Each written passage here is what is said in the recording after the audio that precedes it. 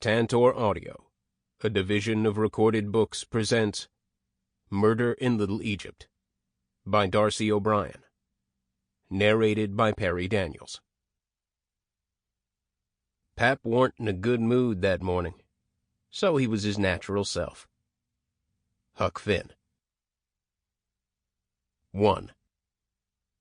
Southern Illinois, called Egypt by its natives, is that inverted triangle bounded by the Wabash, the Ohio, and the Mississippi, bordered by Kentucky on the south, and by an indeterminate line drawn east from St. Louis on the north. In this land between the rivers, people lead lives that are self-contained, known only to themselves, cut off, if it were not for television, from the rest of the country. Down there, they know that Chicago is up north, but they seldom think about it. And they know that the people in Chicago rarely think about them.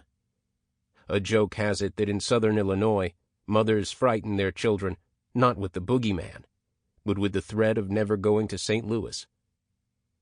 This Egypt is a secret and a secretive sort of place, an outback and a throwback to earlier, murkier times. The rare visitor to this other Illinois may seize on the word surreal to describe the landscape. Peaceful-looking small farms, white churches, little brick-faced towns, lakes where Canada geese spend the autumn and winter, the big muddy rivers, the Ozark hills that, covered in hardwoods, rise in the Shawnee National Forest.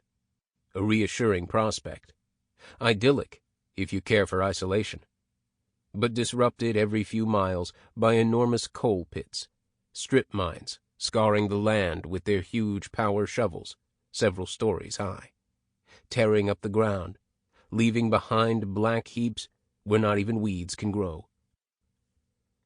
Local children call the shovels monsters and ask to be taken on Sunday drives to see them. Their great booms reaching skyward, they look like giant mechanical insects rooting in the earth. At night, the coal dust, lying in gob piles, sometimes spontaneously ignites, lighting the air with a weird orange flicker.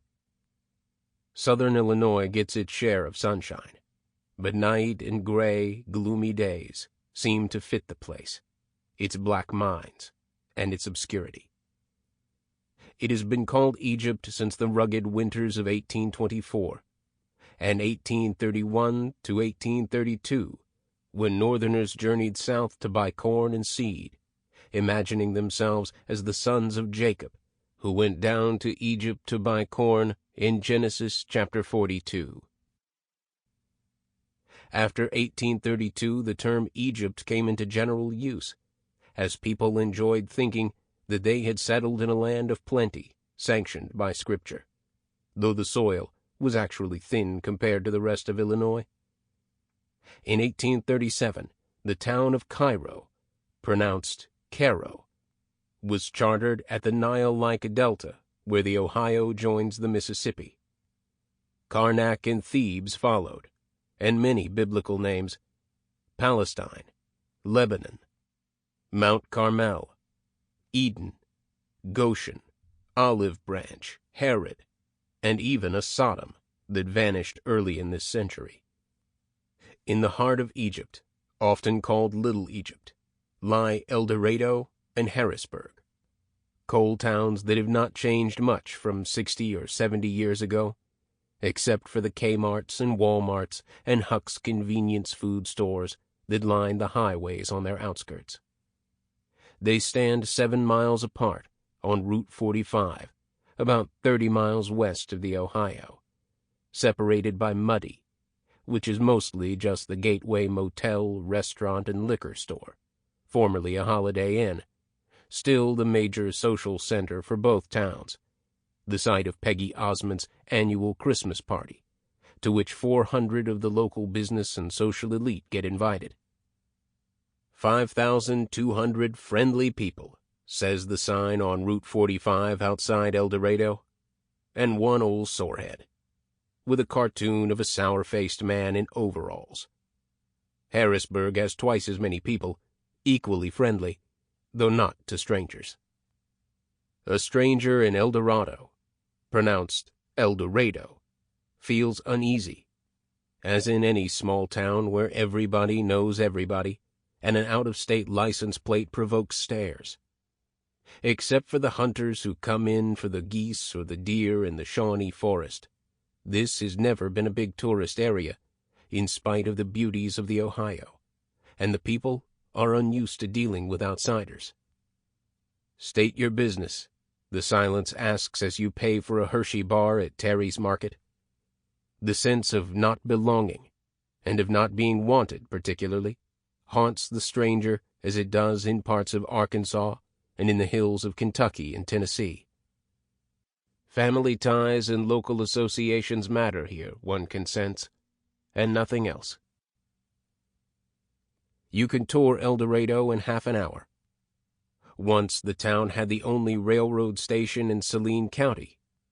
Now that there are none, it has the Depot Inn restaurant, which serves ham and eggs and chicken fried steak in part of the abandoned station.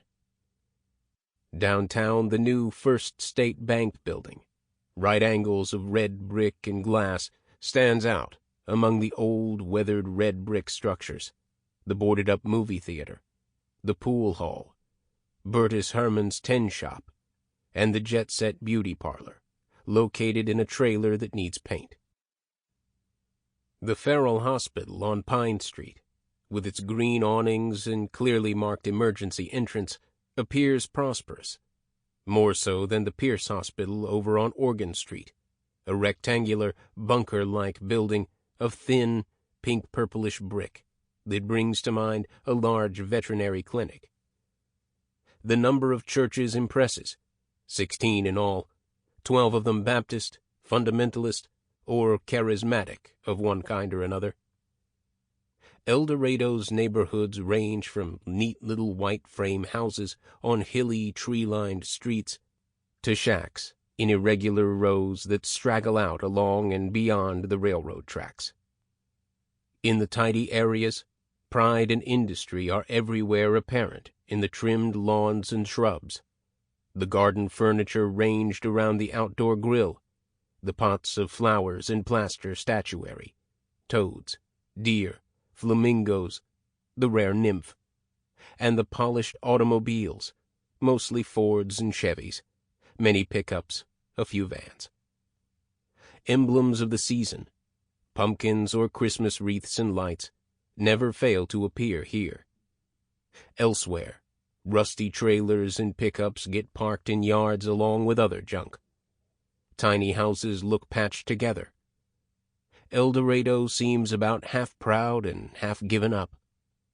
In a ramshackle area, a portable sign, the kind with stick-on plastic letters, stands beside a laundromat and tells a story. Laundry. We do mining clothes. Harrisburg has more enterprise and more money. Several of the houses in the 200 block on Walnut Street approach elegance, many of them nicely landscaped, 2 or 3 stories high with porticos reminiscent of the Old South. The barbecue barn on Main Street, lately spruced up and decorated with old farm and kitchen implements, also feels Southern, offering different kinds of pickled vegetables and fried okra along with the ribs.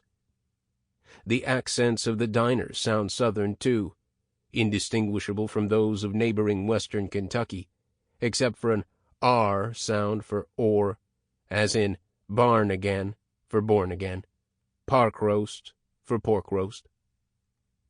The families of most of the people of southern Illinois migrated from the Carolinas, Tennessee, and Kentucky before and immediately after the Civil War.